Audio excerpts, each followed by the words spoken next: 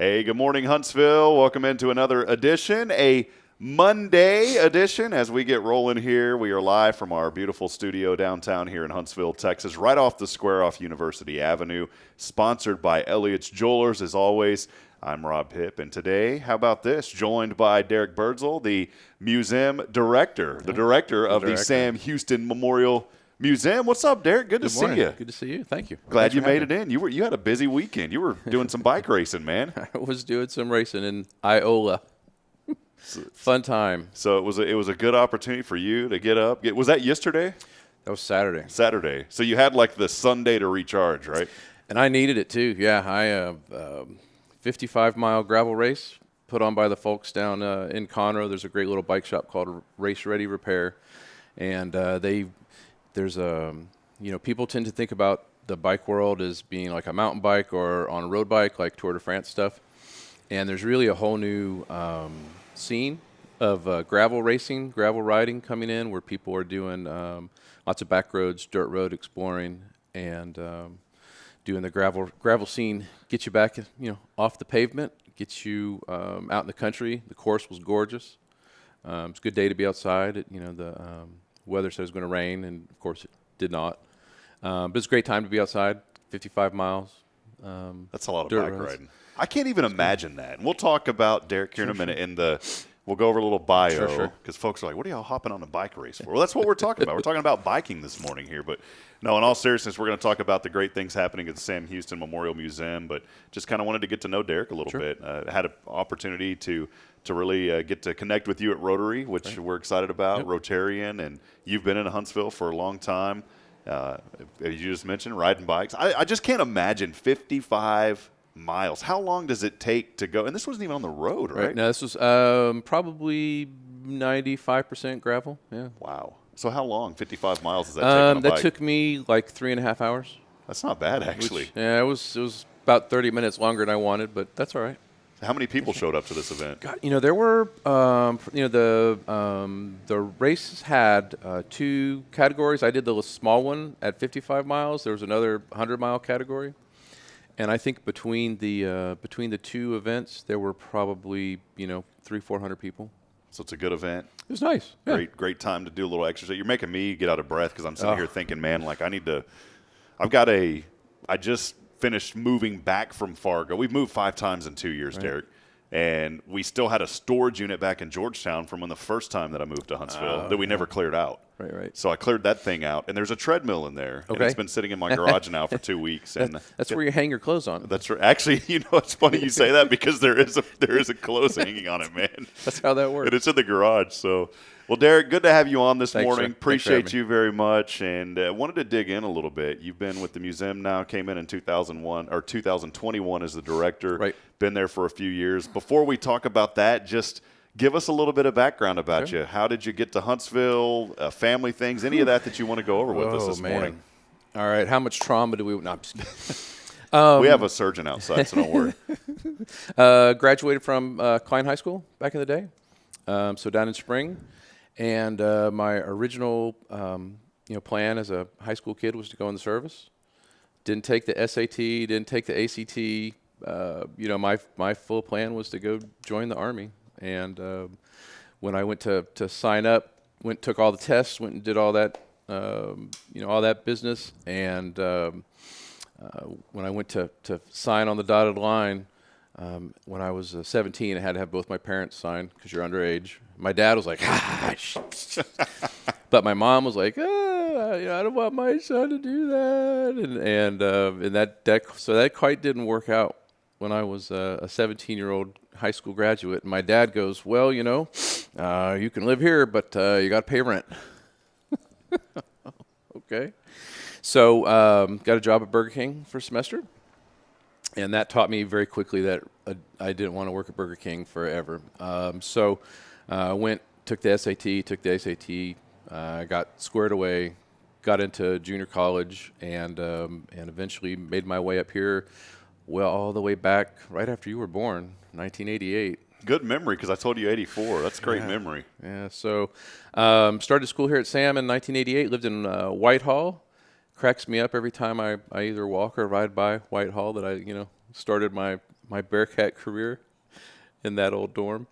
But worked my way through an education degree, got a bachelor's, BS in basically elementary education. Awesome. And figured out that I wasn't quite done with school, and worked on a master's in history, and graduated from Sam again with a master's in history, and started working at the museum as a broke graduate student. And I remember, the summer before I started interning for the National Park Service in St. Augustine, Florida, at the old Spanish fort there. And, worked a summer and basically just did like research and stuff, which was perfect. And came back here, finished my degree, and applied for the job at the university. And Dr. Nolan, who was the director at that time, he had worked for the National Park Service earlier in his career, and I walked in. I think I was like their last interview of the day, and I walk in, and Nolan was like, I mean, you've been in those He's interviews. already conked. He started talking to people all day. He's done, and I walk in, and it's like, this is not going to go very well, because he was just, and he picks up my resume, and he kind of looks. He's like, "You work for the National Park Service?" Yes, sir. And he goes, "When can you start?" Wow. So that little volunteer gig, basically got my foot in the door at the museum here. And I started off as they called us a guide, back in the day. And I think I was making like $12,000 a year or something ridiculous. And like people that. don't tip. Oh, God, no. Every now and then you would. Every now and then I did get one tip. I found somebody's wallet on the grounds. I still remember this. So it wasn't a forced tip. Then it's not like you took 5 out and said, "Hey, I'll give it back to well, you." No, this guy had a wallet, and you pick it up, and it was, he had like $1,200 cash in there. So I went, we found his driver's license, got a hold of. This is pre, cell phone days or Sure, whatever. yeah. So we tracked him down, and the guy was so nice, and he gave me $300, and literally, the guy hands me that money, and Dr. Nolan goes, "Thanks for the donation to the museum." Graduate student, I need money. But yeah, I did get a tip, but he took it. Wow. Which cracked me up. But And you stayed there. I did. So it all worked out. Well, the museum, the museum's a special place. It was special when I worked here in the 90s, and special today. Wouldn't have come back if it wasn't. I think you can probably get a little bit of Huntsville like that as well. Sure. But, worked as a guide. A few months after that, the university did a reclassification of our jobs. That just seems to be a constant cycle of reevaluating everybody's positions. We still do it today. And I went from being a guide to being a historical interpreter. That came with like a $4,000 raise or something. So I was like, man, I've been here 3 months and making $16,000 a year. Climbing up the ladder fast, man. And worked as an interpreter for a couple years, and then became the curator of education. Worked for a total of about 5 years back in the 90s. Took a job up at Farmers Branch, Texas, running their historical park for 18 years. And had enough of Dallas after almost 20 years in traffic and whatnot, and came back home. And it was just such a. I remember like the first night sitting on on our house in the back porch, and the air here feels different. The bugs sound different than they do up in Dallas. It's more humid, and you kind of got that typical kind of summertime on the coast kind of deal. It's like you're getting close to the bayou in Louisiana, Yes. so you got a little bit of Louisiana flavor kind of Yes. driving in. And, it was just like, you kind of like, okay, I'm home, kind of deal. So came back to the museum, worked for Mac Woodward. I call him the godfather of Huntsville, kind of, it's very hard to, look around Huntsville somewhere and not see something that Mac Woodward hasn't had a role in, benefiting the community, which is great. It's all good stuff, and you've been a huge part of this, and just the growth and the great things that we're seeing, not only through Sam Houston State University, but of course the Sam Houston Memorial Museum, which is a very important piece of history. We like to talk about the arts and just the great things that are here in Huntsville. That's what this show is all about. Again, Derrick Birdsall is our guest this morning here on Good Morning Huntsville. We are live downtown in our studio, brought to you by our good friends at Elliott's Jewelers. We'll talk more about the museum here in just a moment. We want to dig into that. There's a lot of folks that may be watching for the first time. By the way, the show every Monday through Friday, 7 a.m. to 8 a.m. You can catch us right here on Facebook and YouTube Live, and it's brought to you again through HelloHuntsvilleTX.com. But we will talk more with Derrick. We're going to dig into the museum because I want to learn more about it. I've been here 4 years, have not had a chance, besides Rotary meeting over at the Gibbs Conference Center, but I have not had a chance to get into the museum. Come by. You're going to take me on a virtual tour when we come back, Derrick. Does that sound good? Yeah, that'd be great. We'll step aside. We'll take a break. Keep your comments coming in this morning. A lot of folks already joining us. And as always, let us know what you're thankful for today. We'd love to hear from you. This show also provides a little bit of inspiration. So as you wake up on your Monday, let us know today what you're thankful for. Beautiful day outside. Cool weather's here. Won't get up above 80 today, so I'm thankful for that. But we'll step aside, take a break. More with Derrick when we come back here in a minute. You're watching Good Morning Huntsville.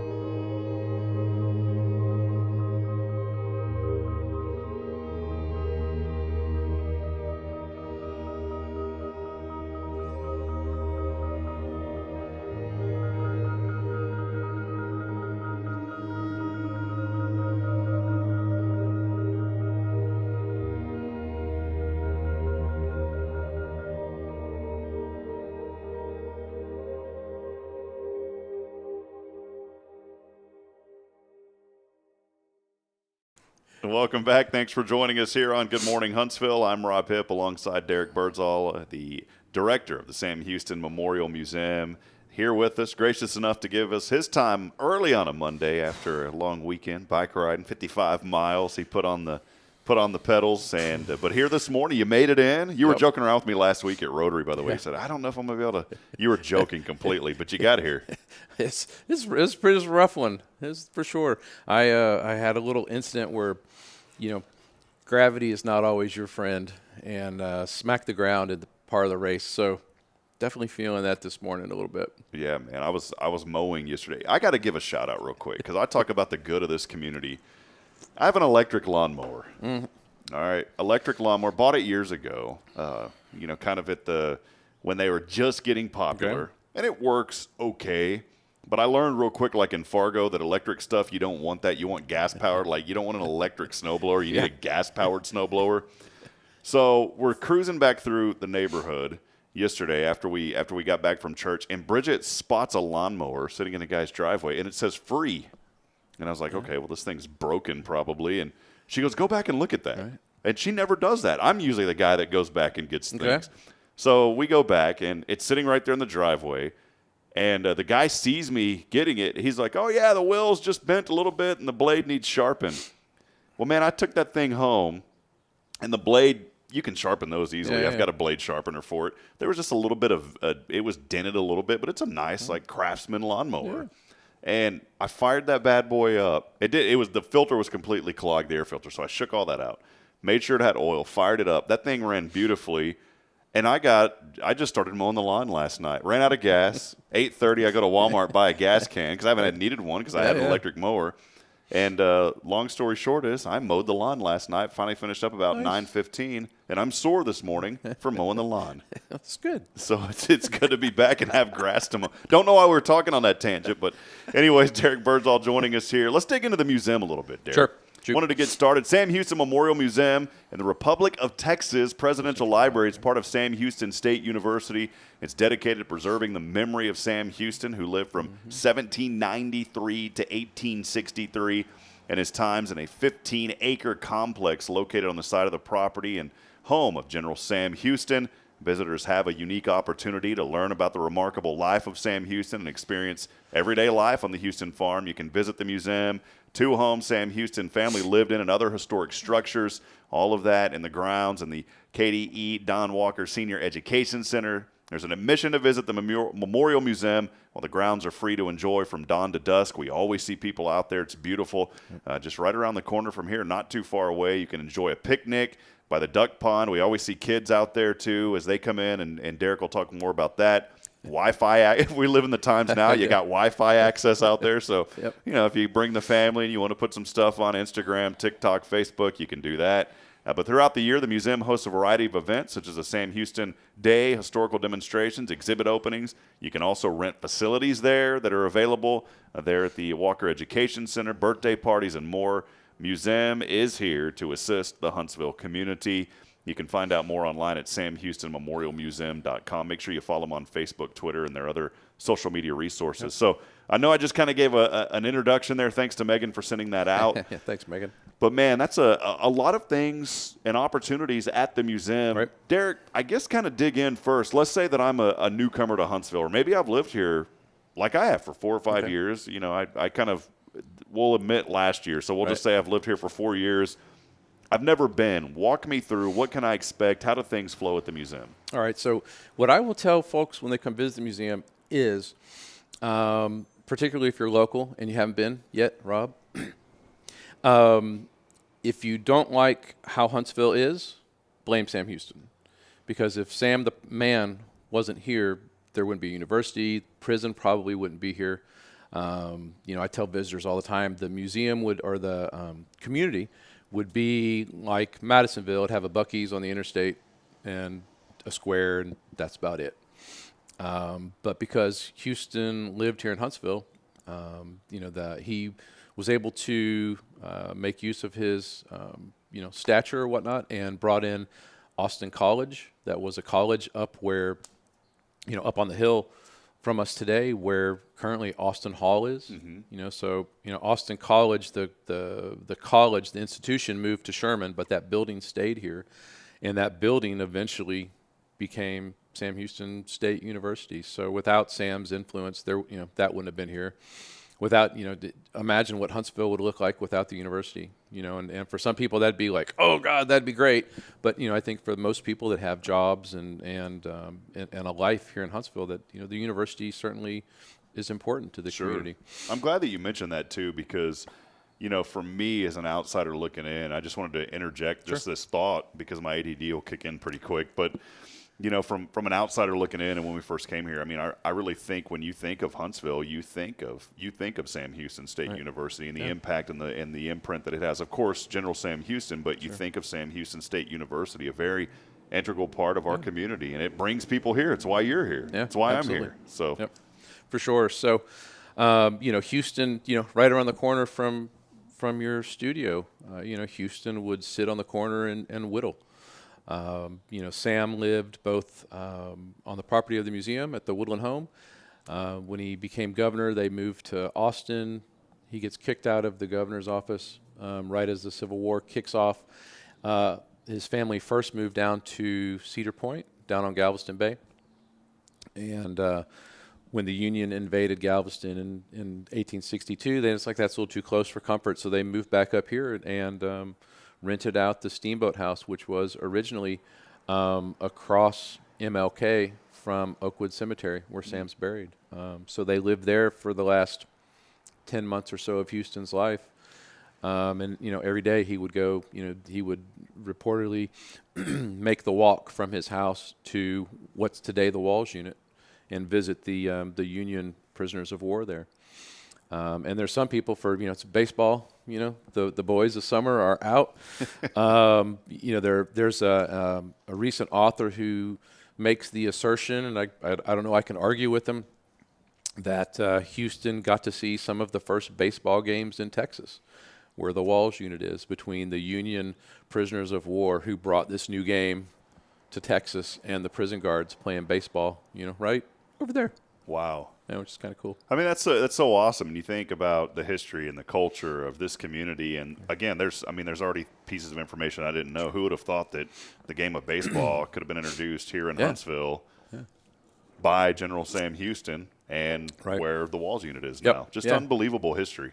It's neat, and everywhere you look in Huntsville, you're surrounded by history of the community. Here on the square, the Raven Cafe used to be right across the street. The Raven Cafe and the Texan Cafe kind of had a dueling, chicken fried steak, I'm sure. But they're both, instrumental parts of the community in the, from the 30s into the 60s. Texan Cafe lasted a lot longer than the Raven, but still, pretty much everywhere you look, there's history here to be found. When I go on bike rides throughout the National Forest, you can ride by Henderson Yoakum's house, which is, Yoakum was a close friend of Sam Houston's. He was their attorney. He managed Sam's business, basically, his money. And you can go ride out in the country and see where that house used to be. No relation to Dwight, right? No relation to Dwight, as far as I know. Ask Mac. Mac is a descendant of Yoakum, and he probably would know for sure. But you can go see Yoakum's house. You can see the place the Houstons lived in out east of town called Raven Hill. It's just the history is everywhere you look here, really. Derrick Birdsall again joining us here this morning on Good Morning Huntsville. Appreciate his time being here, educating us and giving us a little insight into the Sam Houston Memorial Museum. Open to families. We always see kids out there. Yep. Buses show up. A lot of field trips happen. Right. Beautiful area. Give us some more information. I know where the location is, but for our audience out there that may not know where it is, new folks to Huntsville, where is it located? What are the hours of operation and those things? Sure. So conveniently, 1836 Sam Houston Avenue. And if you're a Texas history buff, 1836 is an important year. That's the year Texas won its independence from Mexico. So whoever was able to arrange that, kudos to them. Do you think that was arranged that way, or was it just coincidental? I think somebody was like, hey, that'd make a great address. But the museum has essentially two entrances to the park right now. 1836 Sam Houston Avenue is one. 1402 19th Street is the other. It's where the Education Center is, where we do lunch with Rotary. Mm-hmm. And kind of depending on what you're doing at the museum will affect where you go park. If you come visit the duck pond, for example, it'll be 1836 Sam Houston Avenue, as well as the Memorial Museum, the main museum. And really, you touched on it a bit, but the museum is really, to me, it's that part of the university that really interacts with the community. We saw it definitely during COVID, where, pretty much the whole world shut down. Mm-hmm. After, didn't take long for some people, but, after a couple of days of being locked up with your family, you got to get outside. And we had, every day there were people out and about on the grounds, enjoying being outside, enjoying the green space that is the museum property. Because, we noticed people were real hesitant to come inside. And, we saw a decrease in attendance, through like the museum, for example. But the grounds stayed busy the entire time, of COVID. And, people were outside, kind of all clustered in their little groups, not, avoiding everybody else. Mm-hmm.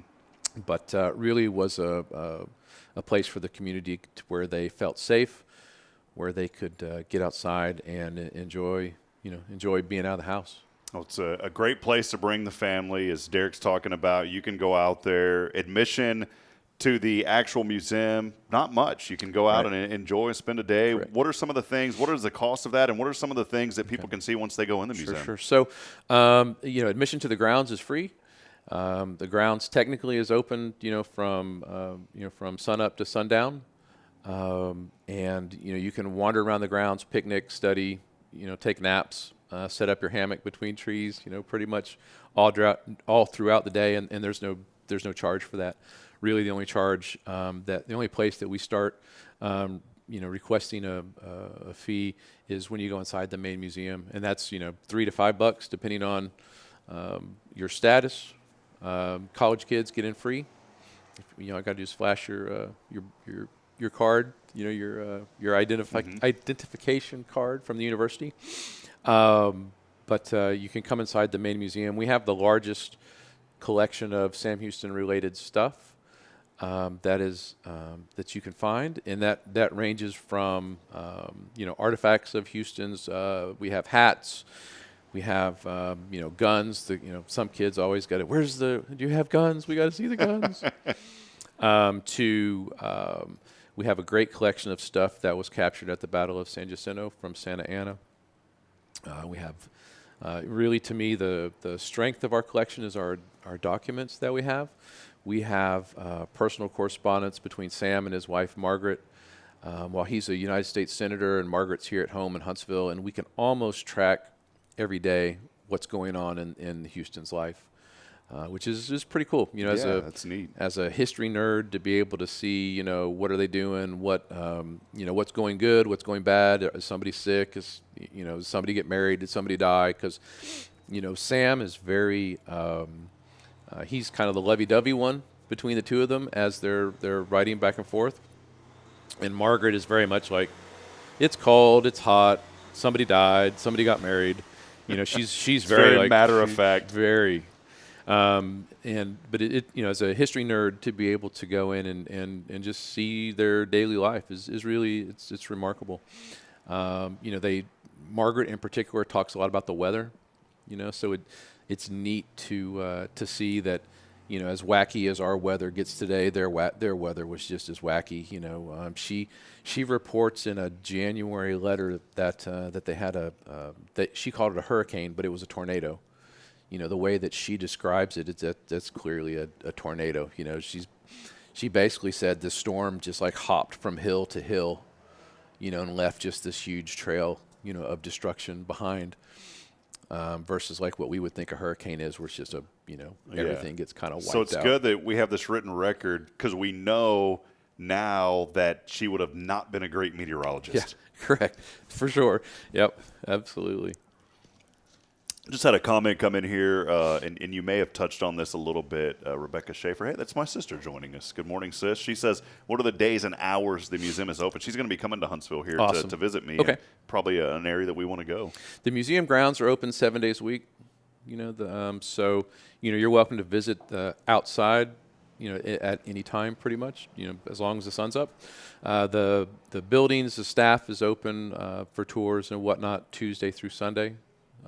Tuesday through Saturday, it is 9 to 4:30, and then on Sunday, it's 12 to 4:30. All right, there you go, Rebecca, because she's going to come into town. She's going to come to Wine Quest with me, Good. And so that's happening that evening with the Rotary Club. So we can go to the museum during the day, absolutely, and hit up Wine Quest later at night. Sounds like a pretty good night. So a great opportunity to again come out and just experience and share all the good things happening here in Huntsville. We're going to step aside. We're going to take a break. We've got more with Derrick. The sun is glistening in, and it's messing up my green screen. So we actually have a reflection of the sun. It's been a little bit cloudy last week, so we didn't have to worry about this. Mm-hmm. But there is a sunshine beaming from a window across the street coming in. But it's making your eyes look remarkable. Yeah, appreciate that, Derrick. So we'll step aside. We'll take a break. Keep those comments coming. Again, let us know what you're thankful for this morning. We want you to wake up every day with just that attitude of gratitude. You may have went through something this weekend that was tough for you, but I want you to know that today is going to be a great day. Just get up, have that attitude, and get up and make a difference. People out there care about you. We're going to step aside. We're going to take a break. We'll talk more with Derrick Birdsall here, the museum director over at the Sam Houston Memorial Museum. We'll be back in a moment. Stay with us. This is Good Morning Huntsville.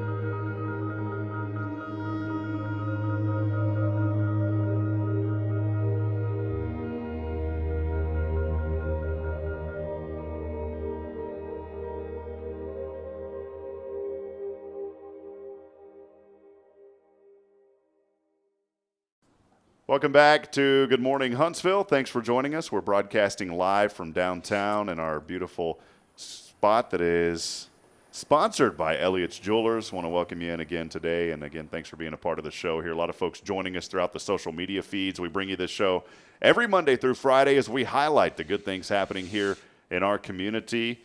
It's kind of tough, getting reset and getting going on a Monday, but I appreciate the folks that are out there joining us. We've been able to grow. I want to encourage you as well. Visit HelloHuntsvilleTX.com, where we bring you all the good things that are happening. That's what this show is about.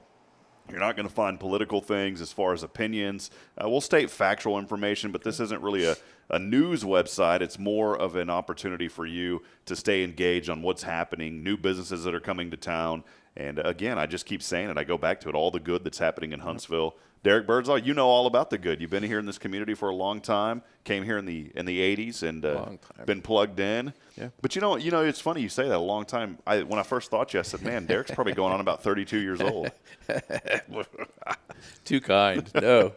I think my socks are 32 years old. Well, Derrick, what do you enjoy most? I always ask our guests this, and again, appreciate your time here this morning. What do you enjoy most about Huntsville? I know, of course, you're there at the museum, and you get to see the history and the culture. But, outside of that, what really makes this a special community, and why do you like it so much? So I do have to say, you touched on Monday mornings or whatnot and trying to wake up, but I enjoy the museum. I firmly believe that, I read something on someone's inspirational blog or whatever where they're like, if you have a hard time getting up and getting to it on Monday morning, you're doing the wrong thing. I pretty much enjoy getting to work and working at the museum. It's we mentioned it's a special place. And I enjoy being there. But outside of work, really, I'm an outdoor person. I love to be outside, love to be in the woods. And whether I'm, hiking with my dog or on the bike or on the motorcycle, cruising back in the national forest, it's really, really nice to have access to the outdoors, 15 minutes from my house. Mm-hmm. It's just amazing, especially after when you live in a large metroplex, like the Dallas area, where you can drive 3 hours and never quite get to the quote unquote outdoors. It's really nice to have the state park or the national forest that's just 10, 15 minutes away from your house. It's awesome. It's right there. Again, we're talking to Derrick Birdsall this morning, the director of the Sam Houston Memorial Museum. More information about the museum can be found online at samhoustonmemorialmuseum.com. I'm actually showing the website right now. It's also the Republic of Texas Presidential Library. Yeah, expand on that a little bit more. Sure. So in 2017, the Texas legislature designated the museum to also be the Republic of Texas Presidential Library. Only one of its kind. Texas, when it was a republic for about 10 years, Sam Houston was president of the republic twice. So very fitting that the museum also was designated or got that designation from the legislature. When you go and you start going down the checklist of what all kind of things does a library do, the museum already does that. With the exception of, pretty much checking out books on a regular basis to patrons. But nuts and bolts, the hope is that the new designation will encourage new research, new donations to the museum of historical documents related to Sam Houston that will, again, spur further research about Sam Houston and his times. I know a lot of people think, it's 2023. Mm-hmm. What could we possibly learn, about Sam Houston that we don't already know, kind of thing. But we're still finding out things about Sam, or when we have a group of fourth graders who comes out to the museum, I talk, like a historian. Basically, what we try to do is we have a jigsaw puzzle with a bunch of pieces, and you don't quite know what that picture looks like that you're putting together. So every time we can find another puzzle piece of Sam Houston's life, it helps us put that picture together. And how often are you finding more information about Sam? Or is there still information that you're uncovering that you're saying like, wow, I didn't know that existed? Have you came across that? Oh yeah, absolutely. We have just received what is probably the largest collection of Houston-related stuff in over a generation that the museum has brought into our collection, and inside that stuff, it's just it's a treasure trove of information about Sam's life. So when you see that, whenever you guys get new information, are you just kind of like, oh man, this is great because you haven't seen it before, you haven't read about it before? It's nuts, when you're in this particular case, the material came to us in the family that had it. That was a descendant of Houston's, but the family had done a really good job of keeping that safe and protected. So it was in a big acid-free box with acid-free folders and acid-free paper. So they did a phenomenal job of keeping up with the documents. But you're going through the folder and you're like, oh, what's this? And oh, it's a letter from Andrew Jackson to Sam Houston. Wow. Or you find there's a little chit. It's like, what's this? And it's a bet. That Sam Houston made on a horse in Nashville in 1839, where he bet $1,000 on a horse that had 1 to 32 odds, and he won. It's a good payday back then for Sam Houston, man. So you think what's $32,000 in 1839 worth? That's a ton of money. But everyone who studies Houston is aware. Houston liked to gamble. And, to find an actual, tangible piece of Houston's gambling addiction it's just amazing. But to go through those documents and just, again, see you're holding history. There was a letter in that document that Houston received, or that he wrote to his girlfriend's father. During the Texas Revolution, detailing information received about the fall of the Alamo. You're holding history in your hands with that, and it's just, I always go back to the Indiana Jones. That belongs in a museum. Do you ever say that when I you're do. out around public? I really do. It's horrible, but I do for sure. Love it, man. What did you say a while ago? So how much was it that he won? He won $32,000. Okay, and what year was this? 1839. All right, check this out. 32,000. I'm doing a little calculation here. And you said 1839? 1839. All right, check this out. That's worth over $1 million in today's money. On a horse. On a long shot. I mean, that's 1 to 32 is not really good odds, to me. Well, good stuff. Well, again, Derrick Birdsall joining us here. Appreciate everybody tuning in this morning here on Good Morning Huntsville, for waking up with us as we bring you this show every Monday through Friday. Derrick, some events coming up at the museum as well. Megan had sent in some information here, and there's always an opportunity for people to get out, to get involved, to see all the great things that are happening at the museum. And the first one that I guess I kind of wanted to highlight is there's some events going on. Well, this one had already passed. No, it's happening right now. The Bones of Texas. Yeah, tell us about Bones of Texas. This is Texas landscapes and the things left behind. That is on display now, I believe, through May the 7th. Yep. Tell us about Bones of Texas. So Bones of Texas is a photo exhibit that's on display up in the Education Center. There is a couple that they kind of their special time together, if you will, is taking road trips and taking pictures of parts of Texas. And I have to say, happily for myself, I've been to most of the places they featured in their exhibit. But they essentially go. They have gone around, and I think for myself as a historian and a photographer as well, I love getting onto these old places where there's nothing to me that's kind of more.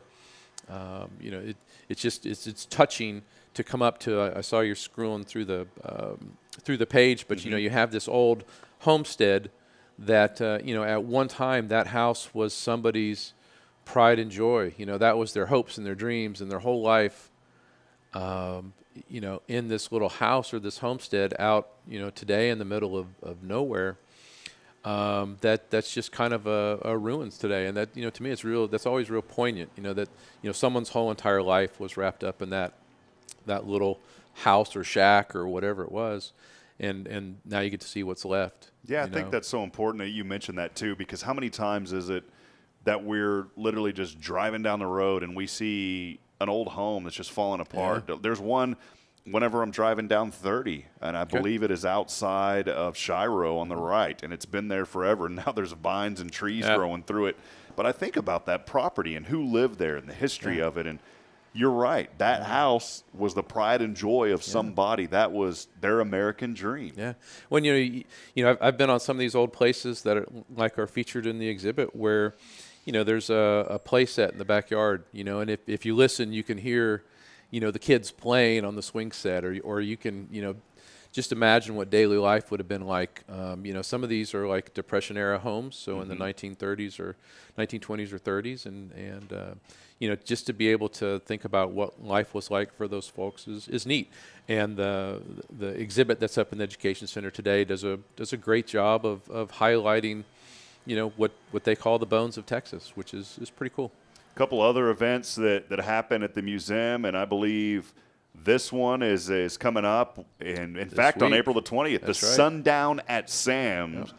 Tell us about the Sundown at Sam's. Looks like a fun event with live music and a lot more. Absolutely. So when I worked up in Farmers Branch, we did quite a few events that revolved around music. And I'm sure, as if you want to bring people together, food and music does that. It'll bring people who might not otherwise be hanging out together, but can come out and have a good time and enjoy each other's company. And we are able to make that happen here at the museum, thanks to an anonymous donor, as well as Tomorrow's Promise and Cat Cafe are making this event possible for us. But we'll have live music on the museum grounds, free concert right around sundown. The light in the museum grounds at that time is just awesome, and on top of that, we're going to have some good music, and looks like we're going to have great weather. Yeah, that's exciting. So again, that coming up here, Sundown at Sam's, happening a few times. April the 20th, getting underway here in just a few days at 6:30. Then again on May the 4th, and then again on May the 18th. So that is one event that is happening with the museum, and then also some other things that are going on too is General Sam Houston Day. That's right. It's coming up at the end of this month. Yeah. Tell us about General Sam Houston Day. So General Sam Houston Day is essentially an event that's replacing the long-standing Sam Houston Folk Festival that started back in the 80s and pretty much carried on up through when COVID hit. And the economics of the folk festival just didn't quite work out. And we have tried to kind of shift focus from a 3-day event to a 1-day event and really concentrate on what the museum does well, which is historical interpretation and talking about Sam Houston's life. Awesome. So that, again, happening Saturday, April the 29th from 10 a.m. to 5 p.m. for those of you on the stream. Yep. Putting the link down there, you can just click on that link. And, again, it's General Sam Houston Day taking place, as Derrick Birdsall giving us all the information of all the good things that are happening with the Sam Houston Memorial Museum and so much more going on in Huntsville. That's one thing. We're working on a community calendar on HelloHuntsvilleTX.com that just highlights all the events. There is literally, I feel like, something that you can do every single day in this community. It still baffles me. It's like growing up, and we were talking about, when you're younger and you're in a community and it's like, I can't wait to get out of here. And then you grow up and you get older and you're like, I want to get back. I can't wait to get back. This is something in Huntsville, literally, you can find something to do every single day. And for a town that's 40,000 people or so, there's a lot going on here. Always. And it's, it's everything is 5 minutes away. When comparing back to when I lived in the Dallas area, if I wanted to go to an event, that's an hour and a half or 2-hour drive, assuming there's no traffic. Mm-hmm. Here, it's, pretty much you're 5 or 10 minutes away, which is nice. Got an opportunity to get out, be involved, and be a part of this great community. Let us know again this morning what you're thankful for. I'm thankful for the beautiful clear sky. I see a few clouds kind of painted up there on the canvas as we look out the window to the right. But a lot, again, to be thankful for. Wake up with that attitude of gratitude this morning, Huntsville. We'll step aside. We'll take a break. We've got a few more minutes here as we wrap up in just a few moments. Maybe a little Sam Houston trivia, Derrick. Does that sound all right to you? Absolutely. A little Sam Houston trivia this morning, and you can chime in with us as well. Step aside. We'll be back in just a few moments. This is Good Morning Huntsville.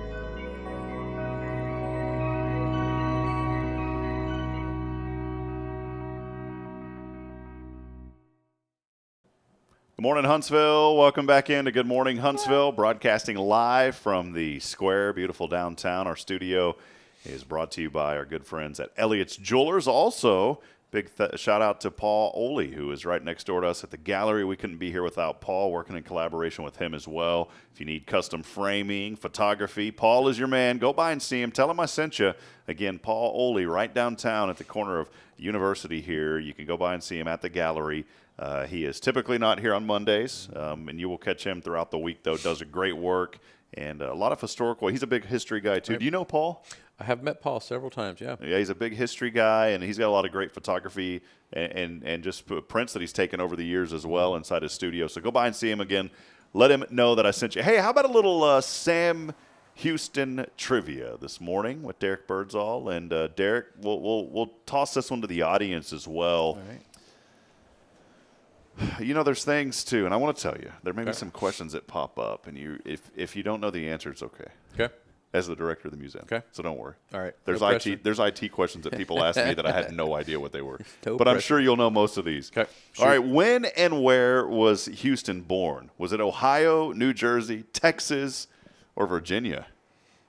I would have not known this one because Where do you think it is? It's not obvious. I had to hide the answers because I saw it a while ago before I hid the answers. I would have not known this. Not obvious. I would think, okay, Texas. Not the case. No, he was born in Virginia. Virginia. Crazy. Who would have thought Sam Houston born in Virginia? All right. When and where did Houston die? Was it 1863 in Texas, in Kentucky same year, or 1854 in Texas, or Virginia the same year? So that really depends on which newspaper you're reading, because we'll talk about the news media getting things wrong today all the time. But I have seen newspaper articles from like 1861 that said Sam Houston had died, and I've also seen newspaper articles from like 1865 that says Sam Houston's given a speech. So he's posthumously given a speech. Yeah. So which one is closest then to that? That'd be 1863 in Texas. 1863 Texas. All right, let's see here. 1863. You know what? I'm gonna go ahead and hit here. 1860. Yeah, that's right. 1863 in Texas. What Native American tribe adopted Houston when he was in his teens? Is it the Karankawa? Did I say that right? Karankawa? Karankawa. That's right. I remember that now. I'm having a history lesson. Karankawa. No. Comanche, Cherokee, or Sioux? Do you know? I'm going to say Karankawa. Cherokee. Cherokee. All right. Which U.S. state was Houston elected governor of in 1827? North Carolina, Kentucky, Tennessee, or Texas? That'd be Tennessee. Tennessee. All right. Made his way over from Tennessee. What caused Houston to resign his governorship? He became ill. He didn't want to do it anymore. His wife left him, or decided to take care of his family. I was going to say which time. Ah, okay. Because he actually kind of, he didn't resign from the Texas governorship, but he did resign from the Tennessee governorship. And that'd be because the question is, did he leave his wife or did she leave him? But yeah, he and his wife had a falling out. And that was it. His wife left him. It's a good reason to leave the governorship, I would assume. Well, you're going through a lot. Well, for us today, getting divorced is, it's like, oh, okay, great, whatever. And at that time, that was a pretty shocking event. Was there anything in the writings about why she left him? Well, again, did she leave or did he leave? And I don't know. But back in the day, the general consensus was that Sam, he was wounded in the War of 1812, and that on their wedding night, when they're in the bedroom together, and he takes off his clothes, and he had all these wounds all over his body, that she was like, ah, and that hurt Sam's feelings, and that was that. But I tend to think that was kind of a romanticized version, if you want to use that word. It's like the Daniel Still novel version, right? Yes. I think more realistically what happened was Eliza, his wife, it was more or less an arranged marriage, and her family was a powerful family in Tennessee. They wanted to get in with the governor of Tennessee, who potentially could be following in Andrew Jackson's footsteps and become president of the United States. So I think general consensus today, and I think this actually makes sense, is that it was an arranged marriage that she didn't really want to be involved in, and when he discovered that, it was like, okay, fine, I'm out of here. A little more history this morning from Mr. Birdsall. True or false? Houston never rejoined the Cherokee tribe as an adult.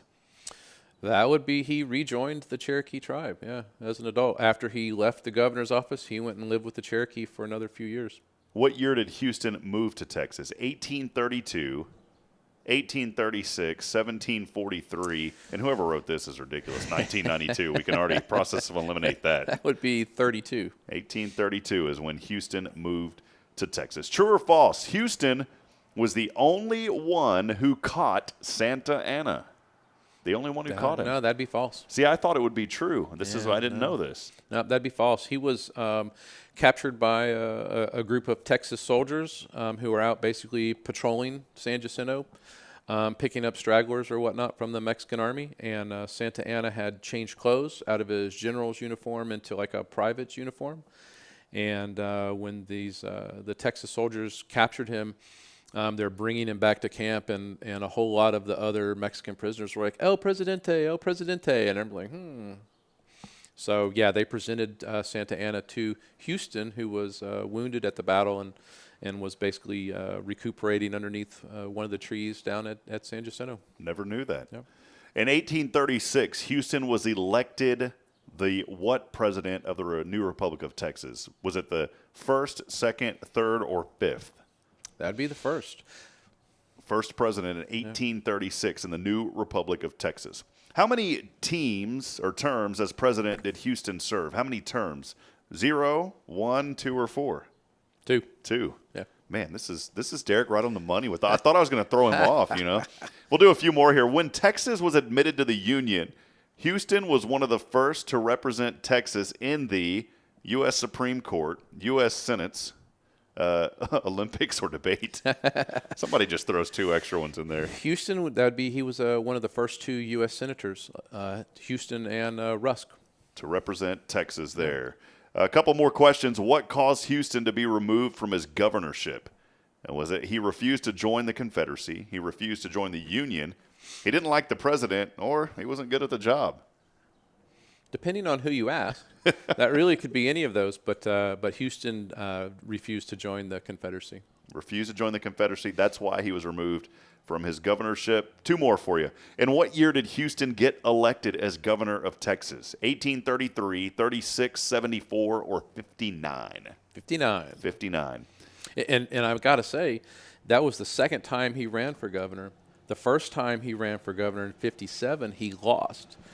And I always I use that story as something to be grateful for or whatnot. It's a very good perspective. But when Houston ran for governor in 57 and lost, it was the first election he lost. And he had this just wave of popular support for his whole life. And losing that governor position or the governor election in 57, that had to sting. That had to leave a mark on Houston. But we have a letter from Houston to one of his buddies, and his buddy, was like, "Hey, man, I'm checking on you. I know this was a hard loss. You okay?" And Sam's like, "The sun comes up tomorrow. It'll be all right." There you go. See, there's your daily inspiration. I always talk about the inspiration on this show. The sun comes up tomorrow. Everything's going to be all right. Sun's still going to come up. Final question here. Let's go 2 more so we can hit 15. True or false, Houston did not agree with slavery. Is that true or false? I would say that was false. Houston owned slaves. And then final question here. Which of the following things about Houston's boyhood were not ordinary? He was required to wear glasses for reading. He had 8 brothers and sisters. He was born in Virginia and then moved to Tennessee. Or he dropped out of school and lived with Cherokee Indians. Well, he kind of did a lot of those. But I'd say dropped out of school and lived with the Cherokees. Dropped out of school, lived with the Cherokees. Once again, Derrick Birdsall, 15 for 15, 100%. So we don't have anything to give you, Derrick. Sorry. Well, no, as long as my new boss, Matt Bethay, saw all that, we're good. Yeah, that's why. He actually was a secret shopper. He actually said, can you ask Derrick all these questions to keep him going? So, well, again, Derrick, been a lot of fun here this morning. Just wanted to get kind of acclimated with the museum and what you do, the great work. What's in the pipeline? What's coming to the museum? Really, kind of one of the things that I am real kind of focused on right now is that we need to figure out some accessibility issues for the museum. With 15 acres of property, it's really hard to move people from one place to another, especially if you have some issues getting around. So we need to really kind of sort out, how best we can get people from point A to point B, give everyone an opportunity to have a great experience at the museum. So coming up with an accessibility plan is really kind of pretty high up on my list right now. One thing, too, that I wanted to ask you before we let you go, we've got just a couple more minutes. And, again, appreciate all your time. Been a lot of fun here, Derrick, just getting to know you a little bit more and learning more about the museum. The Sam Houston home, there's usually, I guess, like a plexiglass there. You can't go in. But that's taken down every once in a while, if I'm not mistaken. Is that right? Yeah, every now and then on once a blue moon, we'll get people inside the rooms, particularly inside the Steamboat House. That's what I was talking about, the Steamboat House, correct. So typically we'll do that on the anniversary of Houston's death, so July 26th. We'll do that again this year, kind of commemorating Houston's death and then his funeral the next day. And we'll give people an opportunity to get inside the house where Sam Houston died. It's pretty incredible. Get out there, take a look at it. It's something that I wanted to do last year, but we were actually in the process of moving, so didn't get to get out there, obviously. Right. But looking forward to it. Derrick, appreciate you, all the great work that you do, just preserving the history and the legacy of the founding father of Texas. I mean, it doesn't get any better than that. It's pretty cool. If you're a Texan, you better get to Huntsville. If you're watching this from afar, you better get to Huntsville and come discover all about Texas. Right. And why it is. And also, Sam Houston's grave is here in Huntsville. I did want to mention that as well. Right. Talk about the location of that and how that kind of works as well. So Houston died in Huntsville July 26, 1863. We used to say, back in the day that, that there weren't a lot of people at his funeral because he was politically unpopular and all that. And I'm really, the more time goes by, I think it's more realistic that people weren't at his funeral because it was the very next day. There's no internet, there's no way to get the word out across the state. So, I think that's more obvious as to why there weren't a bunch of people at his funeral. But yeah, there was no I-45 to get in a car and drive 85 or 90 miles an hour like everybody does now and run you off the road and get up here. Yeah, so none of that. So Houston passes away July 26th. His funeral's the next day on the 27th in Oakwood Cemetery. You can go and see where Houston's buried today. And, right across the street, more or less, from Mance Park Junior High. Oakwood Cemetery is really, if you like old cemeteries, it's a pretty neat old cemetery. There's some really cool graves, some great markers, and lots of Texas history other than just Sam Houston that you can find there. Is there any of his family living here in Huntsville today? Not in Huntsville, no. Not in Huntsville. Several still live in Houston, but his family, he had 8 kids. Most of those 8 kids had a bunch of kids, so their family tree is huge. And, they're all over the country. Awesome. Well, Derrick, again, appreciate you. Been a lot of fun just My catching pleasure. up. A little history lesson this morning here on Good Morning Huntsville. And, again, you can find out more. Go to their website. Check them out online at samhoustonmemorialmuseum.com. You'll find out all the events, and it's a lot of fun. It's not just going into a building and looking at things. There's a lot of property there that you can be on. And the things you do look at, I mean, again, it's part of Texas history, and it is exciting. And get out there and take the kids and show them a little bit of history. And you yourself go out and just witness all the great things that Derrick and his staff are doing. Derrick, been a good one. Thanks for joining us. You'll have to come on again and give us some updates about what's going on. Anytime. All right. Well, we appreciate all of you, Huntsville. We love you very much. Appreciate you being a part of this show. And as we end every show, I want to remind you that we're not strong enough alone to make it on our own. We need each other, friends. Provide a word of encouragement. Lend a hand of support. Somebody out there needs you. Want you to have a great morning. Join us again tomorrow morning. Our good friend Tammy Farkas joins us. She'll be talking about Safe House and all of the important issues surrounding women and things that they need in this community and some topics that we need to discuss. Tammy's going to be on tomorrow. She'll give us some updates on Safe House as well. Until next time, good morning, Huntsville. God bless. We'll see you bright and early back here again tomorrow morning. Thanks for joining us.